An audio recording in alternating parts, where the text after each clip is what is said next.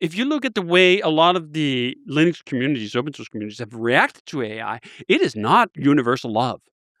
I would argue that the majority of them are actually, if not skeptical, then outright hostile to AI. Now, the saving grace is that the BDFL himself, Linus Right. Torvalds, just wrote a few weeks ago that he actually welcomes AI. He wants to steer it. He wants to make sure it's good and whatever. But the line was something, if you think Linux is an anti-AI project, think again, and you should just do the open source thing and fork it because we're going to use AI.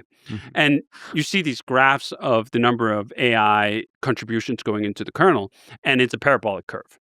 So Linux is leaning hard into this. And it actually, in other ways, it was surprising that it didn't. Linux conquered everything else. All the AI infrastructure that everyone runs off, it's all running on Linux.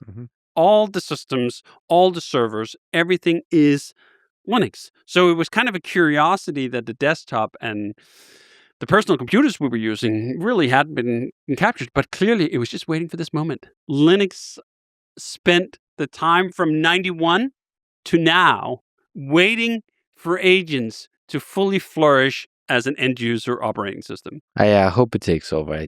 I mean, it's perfect. It's perfect for agents, but it's hard for people to switch. I think it's hard for people to switch when there's not a compelling reason to do so. This was one of the driving design goals for Omarchy. It was not going to be Timo Windows or Timo Mac. It was not just going to be a cheap copy where we try to make it as familiar as possible and then kind of worse.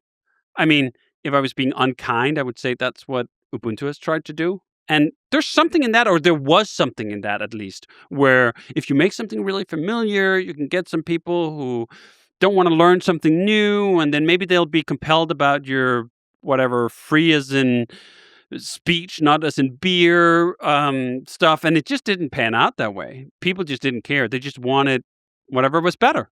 And I think this is why Linux now has the opportunity to win.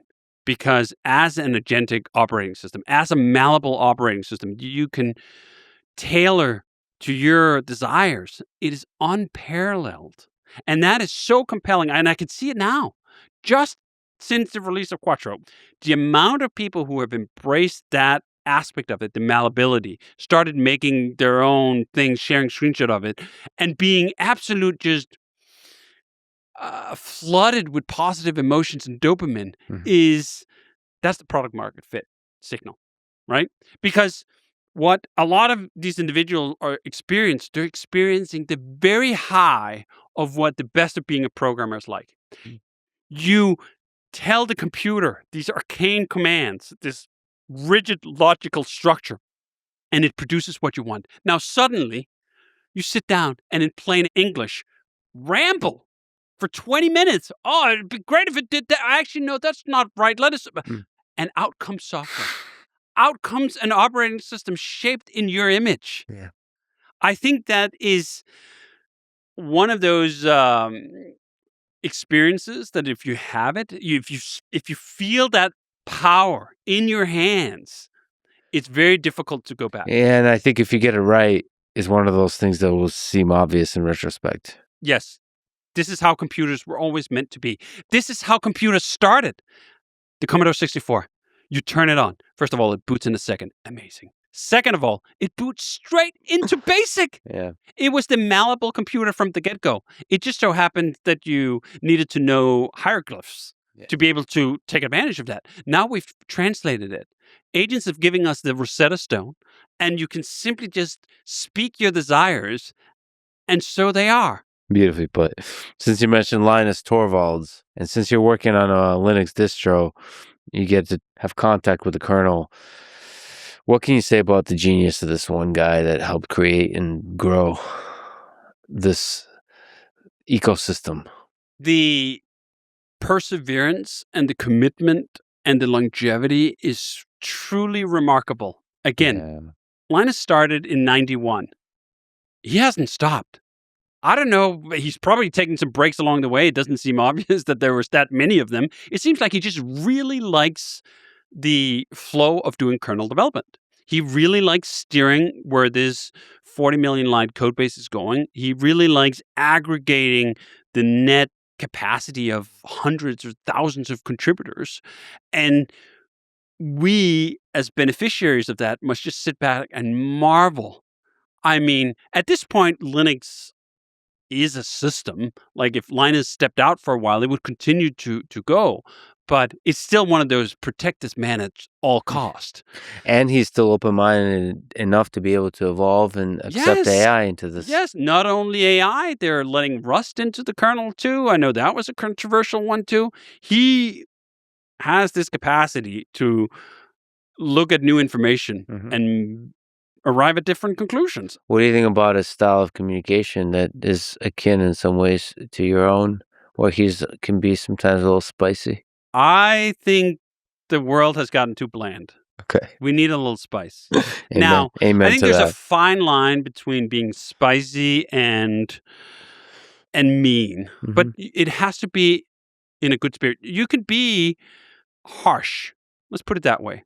If you're trying to impart a lesson to someone you believe could actually learn it, I actually don't think it's always the worst thing in the world to be a little harsh. Sometimes that lesson sticks. And I think if you talk to people who've worked for difficult leaders, Elon, Steve Jobs, maybe even Bill Gates, many of them afterwards would go like, these were some very difficult years, but also some of the very best. Yeah. They got the best out of me. Now, I don't think it's my style. I mean, maybe people I interact with feel differently, but in personal interactions, I try and get to the outcome and the lesson in a less abrasive way. But I also think we need some spice in this world. We need unreasonable people.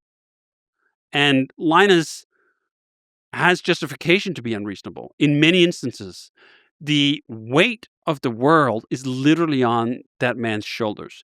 The Linux kernel runs the entire civilized society. If the Linux kernel suddenly disappeared tomorrow, nothing would work. So if he's not harsh when that's at stake or at risk, like whenever would you be harsh? So I feel sometimes also there's a proportionality to the size of your mission. This is also why I think these stories about Elon, sometimes perhaps being a little bit difficult, are easier to rationalize. It's not even that you condone. You can separate those two things and go like, do you know what? It'd probably be, maybe he would have even an easier time getting to his objectives if Linus or Elon or anyone else in that position was a little nicer. But also, who am I to judge that? Like when you have the weight of that on your shoulders, either firing little rockets at Mars and transitioning all of us to electric cars and whatever, or you're responsible for the damn Linux kernel that runs billions of devices. Do you know what? It is not my place to call sort of a code of conduct on you. Again, is there a line? There's a line for everything. There's something can't, but like a few harsh words on a mailing list? No. It's actually a beacon in some regards that like there are standards. And if you fall below those standards, when the stakes are as high as the Linux kernel, you might get ridiculed in public. That's a liability you should be willing to endure if you participate in this project. Yeah, for high impact things like that, it's probably good to prioritize the pursuit of excellence versus the pursuit of niceness. And even more to the fact, you're just not going to get those kinds of individuals being fully rounded, plush, always perfectly polite people. Yep. I mean, Elon has this line. Did you also think I was going to be a nice, or what is it? A normal dude. Normal, chill dude. What? No, of course you're not going to be a normal, chill dude. What would the world gain if we got one more normal, chill dude and we had to trade Elon? Holy fuck. I also like diversity of people. I like nice people. I like assholes. I like different ideologies being well represented, and that's why freedom of speech works. They clash, and we figure stuff out. Yes.